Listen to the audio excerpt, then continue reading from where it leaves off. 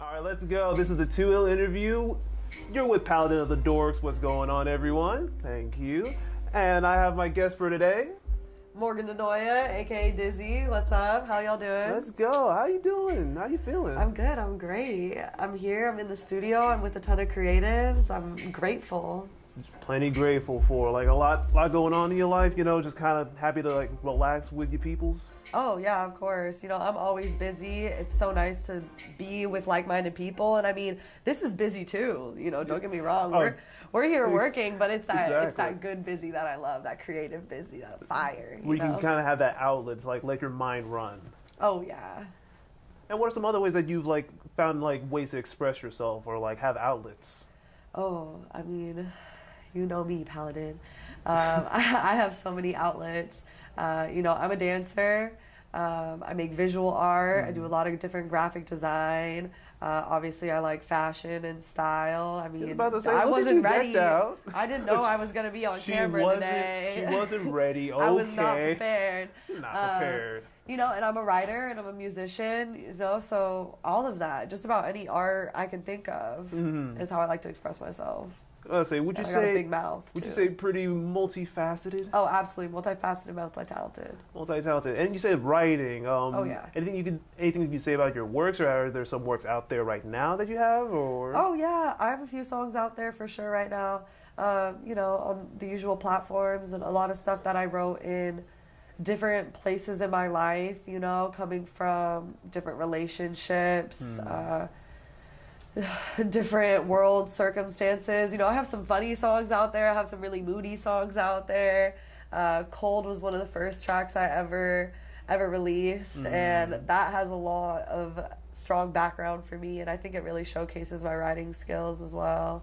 I have a lot in the vault though that I'm working on right now, so I'm really excited. Really excited, exactly, because you're just coming out of the booth, just like working, rocking. Yeah, we're in there. We just created a whole beat. We're writing some fantastic lyrics and all unexpected. You know, that's the beautiful thing about it, is I never know what's gonna happen. Exactly, you live your life very freeform. Oh yeah, I mean, I got a strong structure in my life. I think you know I'm up at 7 a.m. I take care of dogs, and I run a business. You know, I do interior design, so that's what occupies a lot of my daytime structure. And you know, I'm very careful about making sure I'm eating, making sure I'm working out. You know, I was in a treatment center for 30 days. Really? Inpatient, yeah. Inpatient. Yeah.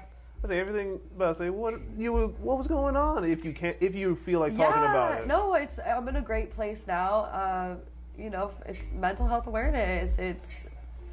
I was in a dark place. I know, it's like, me, them, a dark place. That's the thing. It's like sometimes the happiest people, you know, we have really dark places. I love to give, and sometimes I don't let myself receive, and sometimes I don't give to myself. And in that, I became super suicidal.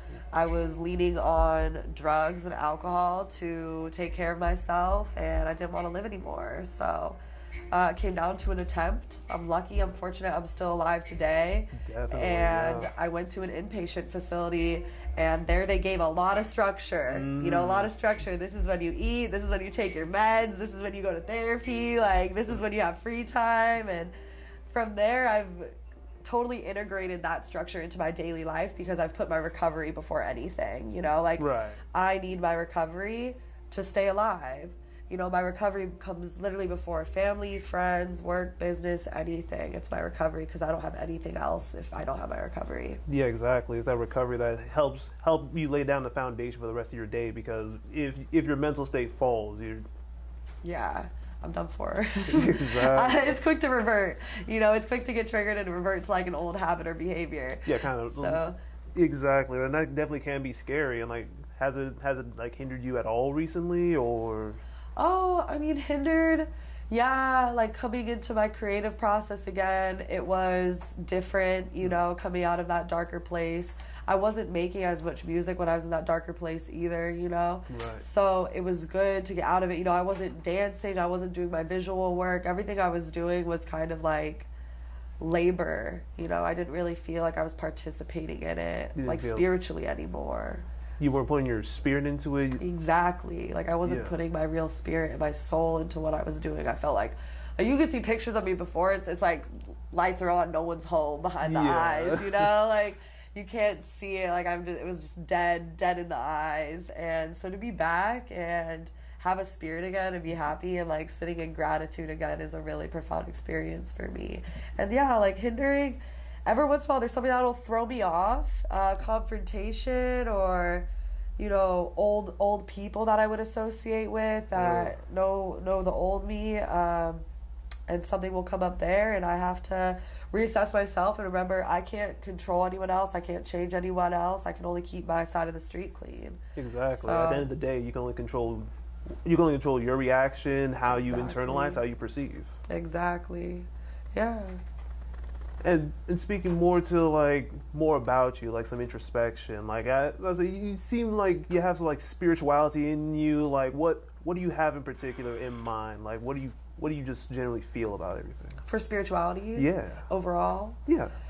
I mean, I believe in like the great divine, you know, everything is everything is one is all is one, and I feel that divine connection with everything around me, you know. Sometimes I fall out of it and I fall very into like self and ego and individual and separate, and it's when I can remember like this is all together and I am where my higher power wants me to be. You know, I believe in that divine timing and having faith and trust. And sometimes I have to reassure myself and remind myself to have faith in it. That there's like a grand plan. Yeah, like you do what you want. Like you do what you want, but it's all part of that plan. Exactly. You're doing what you were meant to do to some degree. I'm where I'm supposed to be at this time, even if it feels frustrating, even if it feels difficult, it's not my way or whatever.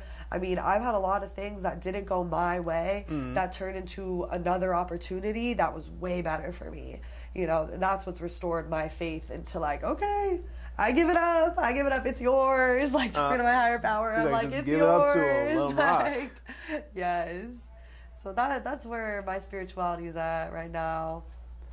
That's what I'm talking about. And was your spirituality definitely something that helped you through your recovery, or something that you use as like a foundation for it? Crucial foundation of my recovery. Where I was at before I went to treatment was what I call like a spiritual bottom. You know, it was like a spiritual rock bottom where I felt completely spiritually void. I had been the last couple of years kind of asking for my spirituality back. Like I had very spiritual time. Like I used to be an avid psychedelic user and like a total wook almost, like pre-wook. And you know, and then I had some traumatic experiences that completely, because you know I'm bipolar and I'm extreme, so it completely, I went to the other end, you know. I went like spiritually void, like purely material, you know, business, money, foundation, that's it, you know, drinking, drugs, like, you know, that was my new life. And yeah, it brought me to this spiritual bottom where I just felt completely void and I had no spiritual connection, and I was just like cursing my angel guides, cursing my spirit guides. I'm like, you say you're looking out for me, I don't believe in that, you know. You thought that you were just all on your own at that point. You were lashing out left and right. Yeah, I was cursing it. I was like, God. I was like, something's looking out for me. I was like, no way, you know. And then it took, you know, a big wake-up call, you know, like a suicide attempt. That's a big wake-up call my angel guides sent to me, and they said, you're going to a treatment center. How about that? And you're like, hold on, I'm not supposed to be here. What's happening? Like, you're going to a facility. I was like, oh, okay. And yeah, like, coming out of that was when I realized, like, oh my God, I was saved. You know, like, that's a miracle right there. I still believe every day that it's a miracle I'm alive and that I'm happy. It is a miracle. It is. And like think about it. We like this whole meeting of Too Ill, you know, you were kind enough to be our host again. Thank you for that. Of course. Like if you didn't survive, you wouldn't be able to create the music that you're doing now. Like finding that love for creating again, because like you said, for a while there, it was you felt very like everything was laborious.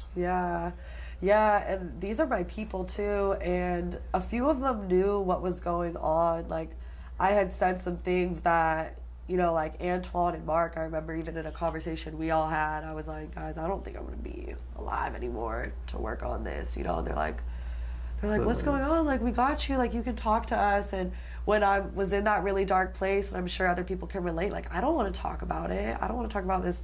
I don't want to be a burden. Like, I just don't want to be alive. Like, it's such an ego thing, the, like, self-hate, too, you know? Self-hate is also an ego trip. Like, you know, self-love and cockiness is an ego trip, and self-hate, too, is also an ego trip. So that's where I was. So a couple people knew, like, I was in a dark place and I was isolating myself.